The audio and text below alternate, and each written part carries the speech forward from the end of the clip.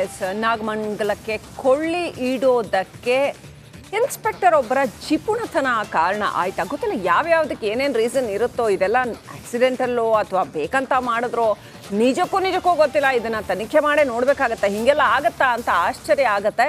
2,000 ರೂಪಾಯಿ ರೀ, 2,000 ರೂಪಾಯಿ ಅಂದರೆ ಊಟ ಕೊಡಬೇಕಾಗತ್ತೆ ಅಂತ 2,000 ರೂಪಾಯಿ ಉಳ್ಸೋಕೆ ಹೋಗಿ ರಿಸರ್ವ್ ಪೊಲೀಸ್ನ ಕಳಿಸ್ಬಿಡ್ತಾರ.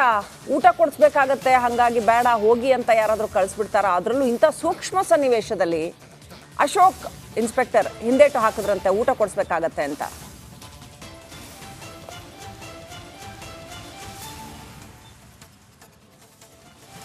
ನಾನು ಈಗ ತಾನೇ ಕ್ರೈಮ್ ಬ್ಯೂರೋದವ್ರ ಹತ್ರ ಮಾತಾಡ್ತಾ ಇದ್ದೆ. ಈ ವ್ಯವಸ್ಥೆ ಎಲ್ಲ ಯಾರು ಮಾಡ್ತಾರೆ ಅಂತ. ಗೃಹ ಇಲಾಖೆಯಿಂದಲೇ ದುಡ್ಡು ಹೋಗಬೇಕು, ಊಟದ ವ್ಯವಸ್ಥೆ ಆಗಬೇಕು, ಭದ್ರತೆಗೆ ನಿಯೋಜನೆ ಆಗಿರುವಂತಹ ಸಿಬ್ಬಂದಿಗಳಿಗೆ.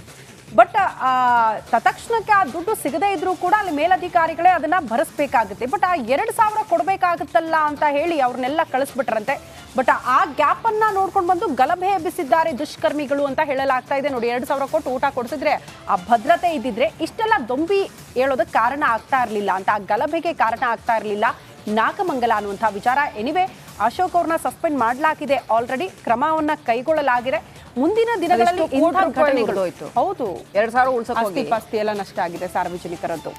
ಸೊ ಆ ರೀತಿ ಘಟನೆಗಳು ನಾಗಮಂಗಲದಲ್ಲಿ ಆಗದೆ ಇರಲಿ ಅಂತ ಅಷ್ಟೇ ನಮ್ಮ ಆಶಯ. ಸೊ ಕಾದ್ ನೋಡೋಣ ಆ ನಿಟ್ಟಿನಲ್ಲಿ ಗೃಹ ಇಲಾಖೆ ಯಾವ ರೀತಿ ಕ್ರಮ ಕೈಗೊಳ್ಳುತ್ತೆ ಅಂತ.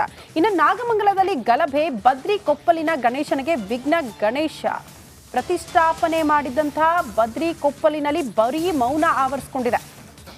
ಬಂಧನದ ಭಯದಲ್ಲಿ ಮನೆ ತೊರೆತಿದ್ದಾರಂತೆ ಯುವಕರು. ಬದ್ರಿ ಕೊಪ್ಪಲಿನ 23 ಜನ ಬಂಧಿಸಿದ್ದಾರೆ ಪೊಲೀಸರು. ತಮ್ಮನ್ನ ಬಂಧಿಸಬಹುದು ಅಂತ ಊರು ತೊರೆದಿದ್ದಾರೆ ಕೆಲ ಯುವಕರು. ಮನೆಯಲ್ಲಿ ಮಕ್ಕಳಿಲ್ಲದೆ ಕಣ್ಣೀರು ಹಾಕ್ತಿದ್ದಾರಂತೆ ಕುಟುಂಬಸ್ಥರು. ಭಯದ ವಾತಾವರಣ.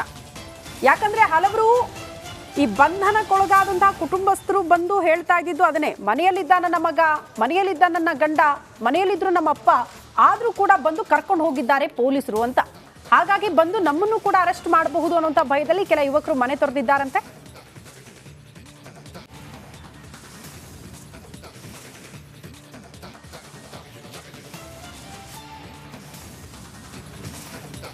ಮಂಡ್ಯದ ನಾಗಮಂಗಲದ ಈ ಗಲಭೆ ವಿಚಾರಕ್ಕೆ ಸಂಬಂಧಪಟ್ಟಂತೆ 73 ಜನರ ಬಂಧನ ಆಗಿದೆ. ಕೆಲವರು ಊರು ತೊರೆಯುತ್ತಿದ್ದಾರಂತೆ. ಇನ್ನೂ ಕೂಡ ಭಯದ ವಾತಾವರಣ ನಾಗಮಂಗಲದಲ್ಲಿ ಹಾಗೆ ಇದೆ ಅಂತ. ಸೊ ಸದ್ಯ ಅಲ್ಲಿನ ಪರಿಸ್ಥಿತಿ ಏನೆಲ್ಲ ಬೆಳವಣಿಗೆ ಆಯಿತು ಎಲ್ಲದರ ಕುರಿತು ಒಂದು ರಿಪೋರ್ಟ್ ನೋಡ್ಕೊಂಡು ಬರೋಣ.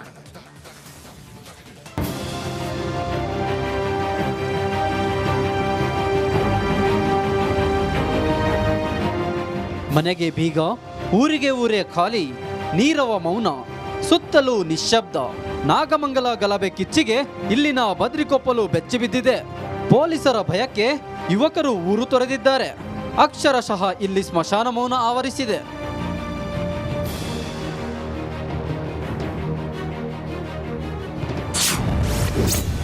ಬಂಧನದ ಭಯಕ್ಕೆ ಊರು ತೊರೆದ ಯುವಕರು. ಗಣೇಶ ಪ್ರತಿಷ್ಠಾಪನೆ ಮಾಡಿದ್ದ ಬದ್ರಿಕೊಪ್ಪಲಿನಲ್ಲೀಗ ಬರೀ ಶಾಮಿಯಾನ ಕಾಣ್ತಿದೆ, ಜನರೇ ಇಲ್ಲ. ಗಲಭೆ ಪ್ರಕರಣದಲ್ಲಿ ಬಂಧನದ ಭೀತಿಗೆ ಯುವಕರು ಮನೆ ತೊರೆದಿದ್ದಾರೆ. ಈಗಾಗಲೇ ಬದ್ರಿಕೊಪ್ಪಲಿನ 23 ಮಂದಿಯನ್ನ ನಾಗಮಂಗಲ ಪೊಲೀಸರು ಬಂಧಿಸಿದ್ದಾರೆ. ಗಣೇಶೋತ್ಸವದಲ್ಲಿ ಭಾಗಿಯಾದವರ ಜೊತೆಗೆ ಮನೆಯಲ್ಲಿದ್ದವರನ್ನು ಪೊಲೀಸರು ಬಂಧಿಸಿದ್ದಾರೆ. ತಮ್ಮನ್ನು ಬಂಧಿಸಬಹುದೆಂದು 30ಕ್ಕೂ ಹೆಚ್ಚು ಯುವಕರು ಊರು ಬಿಟ್ಟಿದ್ದಾರೆ. ಇತ್ತ ಕುಟುಂಬಗಳು ಕಣ್ಣೀರು ಹಾಕುತ್ತಿವೆ.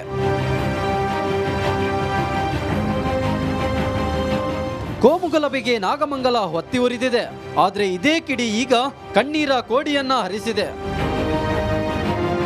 ಆನಂದ್, ರಿಪಬ್ಲಿಕ್ ಕನ್ನಡ, ಮಂಡ್ಯ.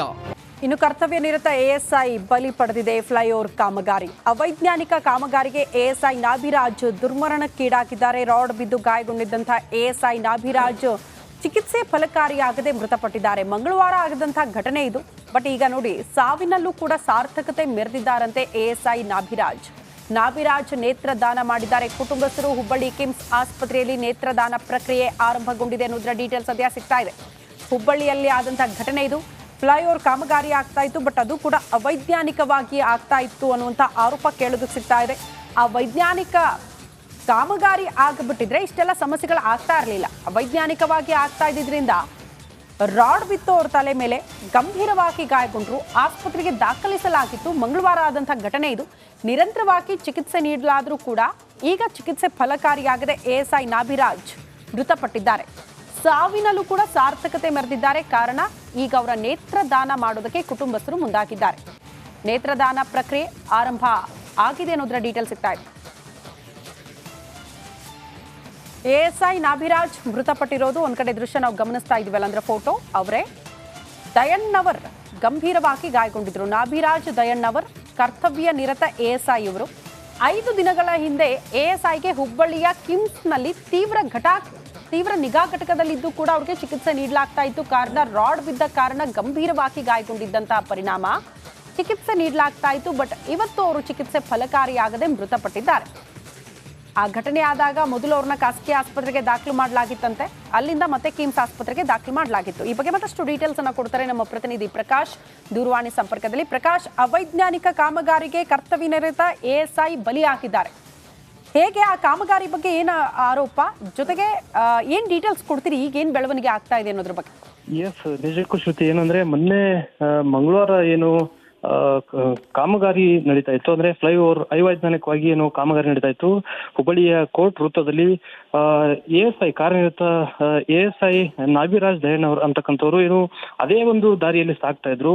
ಸ್ಕೂಟಿಯಲ್ಲಿ ಹೋಗ್ತಾ ಇದ್ದಂತ ವೇಳೆ ಮೇಲಿನಿಂದ ತಲೆಯ ಮೇಲೆ ಅಂದ್ರೆ ಕಾಮಗಾರಿ ನಡೀತಾ ಇದ್ದಂತಹ ಸ್ಥಳದಲ್ಲಿ ಅವರು ಏನು ಸಾಗ್ತಾ ಇದ್ದಂತ ವೇಳೆ ಅವರ ತಲೆ ಮೇಲೆ ಬಲವಾದಂತ ಒಂದು ರಾಡ್ ಬಿದ್ದಿರ್ತಕ್ಕಂಥದ್ದು. ತಲೆ ಮೇಲೆ ಬಿದ್ದಂತ ತಕ್ಷಣದಲ್ಲೇ ಅವರು ಗಂಭೀರವಾಗಿ ಗಾಯಗೊಂಡಿದ್ದಂತಹ ASI ಅವರನ್ನ ಚಿಕಿತ್ಸೆಗಾಗಿ ಸ್ಥಳೀಯ ಖಾಸಗಿ ಆಸ್ಪತ್ರೆಗೆ ದಾಖಲಿಸಲಾಗಿತ್ತು.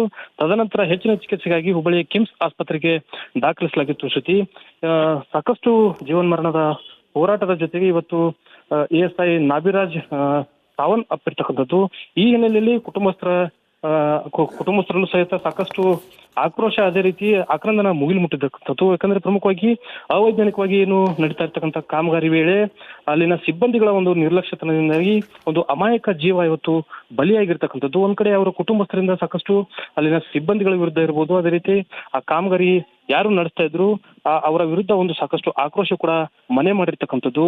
ಒಟ್ಟಿನಲ್ಲಿ ಮೊನ್ನೆಯಿಂದನೂ ಕೂಡ ಸಾಕಷ್ಟು ಒಂದು ಸಾವು ಬದುಕಿನ ನಡುವೆ ಹೋರಾಟವನ್ನ ಮಾಡ್ತಾ ಇದ್ದಂತ ನಾಭಿರಾಜ್ ಅವರು ಇವತ್ತು ಬೆಳಗಿನ ಜಾವ ಸಾವನ್ನಪ್ಪಿರ್ತಕ್ಕಂಥದ್ದು.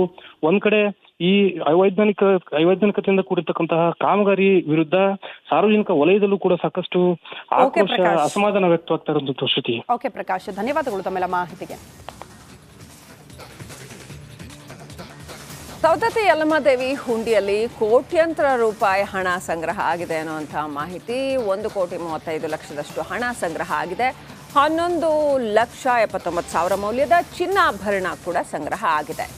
ಆಮೇಲೆ 1,80,000 ಮೌಲ್ಯದ ಬೆಳ್ಳಿ ಸಂಗ್ರಹ ಆಗಿದೆ. ದಾಖಲೆ ಮೊತ್ತದ ಕಾಣಿಕೆಗೆ ಶಾಸಕ ವಿಶ್ವಾಸ್ ವೈದ್ಯ ಸಂತೋಷ ವ್ಯಕ್ತಪಡಿಸಿದ್ದಾರೆ. ಸವದತ್ತಿ ಯಲ್ಲಮ್ಮ ದೇವಿಯ ಹುಂಡಿಯಲ್ಲಿ ದಾಖಲೆ ಮೊತ್ತದ ಹಣ ಸಂಗ್ರಹ ಆಗಿದೆ ಅನ್ನುವಂಥದ್ದು. ಈ ಸಾರಿ ದೇವಸ್ಥಾನದ ಒಳ್ಳೆಯ ಕೆಲಸಗಳಿಗೆ, ಧಾರ್ಮಿಕ ಕೆಲಸಗಳಿಗೆ ಬಳಸಲಿ, ಸಾರ್ವಜನಿಕ ಕೆಲಸಗಳಿಗೂ ಕೂಡ ಬಳಸಲಿ ಅನ್ನುವಂಥದ್ದು ಭಕ್ತರ ಅಭಿಲಾಷೆ.